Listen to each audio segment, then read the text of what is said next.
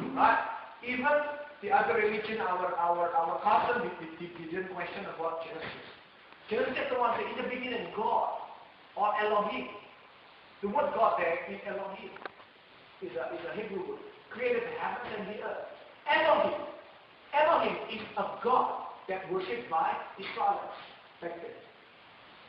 Like back before the Judaism and all those things. Elohim is also referred as, can be used as angels. Exodus, higher. God. And it doesn't, Elohim is actually a plural. Right? It's a plural. It's not singular. So there are basically three gods. As we know, we say we created, right? So, and then great, mighty, that is Elohim. It's from the Strong's in the dictionary. So can you see the similarities between Samki and also Elohim? There's a connection there. You agree? You agree? I'm talking about back then, before Facebook, okay? For those of you who cannot think, before Facebook, just imagine Braveheart and Hoover, okay? If you go to 10,000 BC, back up a little bit. We're talking about the movie, yeah? Okay. Now, the first emperor, this is the first king. The first king is named Huang Ti. It's the yellow Huang, yellow emperor, Huang Ti.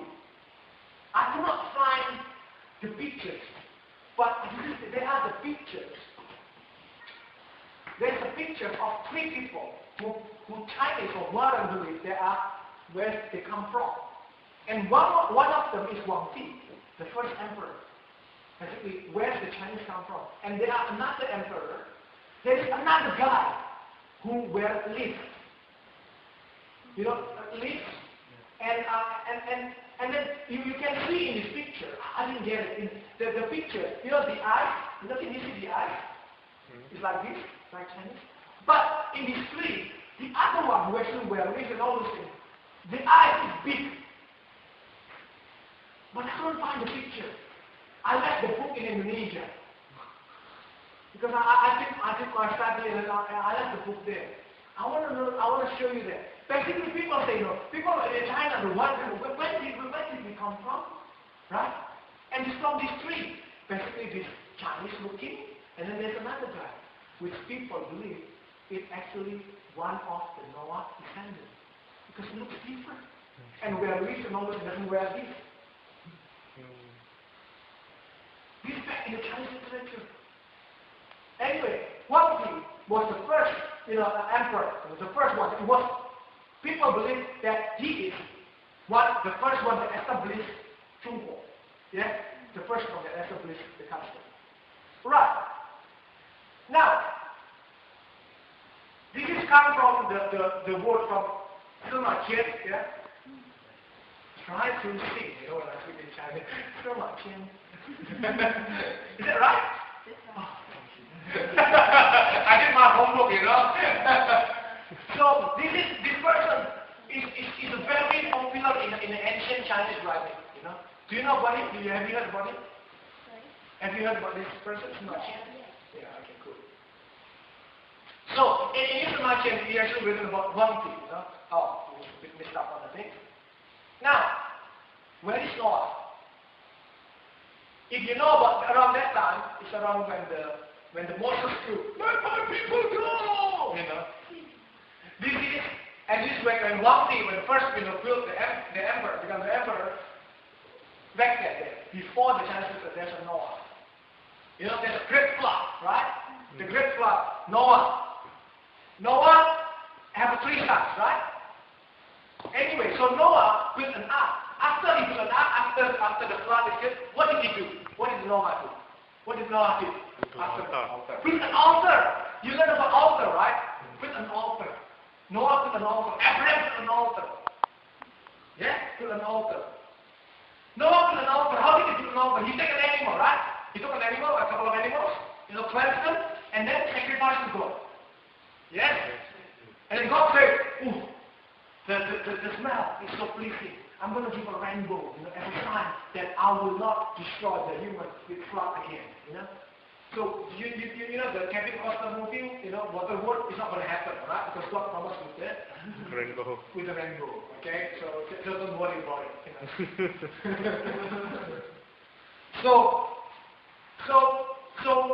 and then what happened is Noah is actually only a couple of generations, about 8 or 9 generations, before the wording and the Semache, right? It's about 8 or 9 generations. So after Noah, what happened is a story of Babylonians, right? Sorry, not Babylonians. Babel, the Tower of Babel. Yeah, remember the Tower of Babel when and they built. He wanna challenge God, and God said, scatter them with many languages, And one of the languages is Mandarin. Is why, And people, and say Mandarin, and the other speak Indonesian, the other, speak Malay, speak Dutch, Holland Spraken. They don't understand, right? So, these people who speak Mandarin believe was travel to the east, travel to the Middle East, travel all the way, and then go and establish in Cuba, in the middle. Are you with me? So that's what happened. Alright? And then by what? But those people still remember that because 8 or 9 years generation, they still remember how they worship God. There's always a story. Even though they can't speak Chinese, they can't speak Mandarin, all those things. People don't understand, but they remember the story of Noah. They remember the story of the creation. Now, you can see one thing. If you can see, I'm going to show you how he did sacrifice. So then you will be the judge yourself, whether that is similar or not, with how Noah, how Abraham built an altar, and how Jesus, being represented. Okay. So there's a historical record in ancient times. Long, far away, the Son of Heaven of the Shia dynasty personally and reverentially sacrificed to something at the border. That was what it is called the border sacrifice. You can look at the wiki as well about border sacrifice. So in ancient times, the Son of Heaven of the Shia, who is the Son of the Heaven? No, Son of Heaven is referring to the Emperor. Yeah? Of the Shia dynasty, personally and reverentially sacrificed to something at the border. That it is called the border sacrifice. Now, why is important this border sacrifice? Confucianism mentioned about border sacrifice. Mentioned that one of the most important sacrifice is border sacrifice. Why is it called border sacrifice? Because we present at the border. I don't remember whether I have the picture or not. No, okay. Oops. So called border sacrifice. Okay.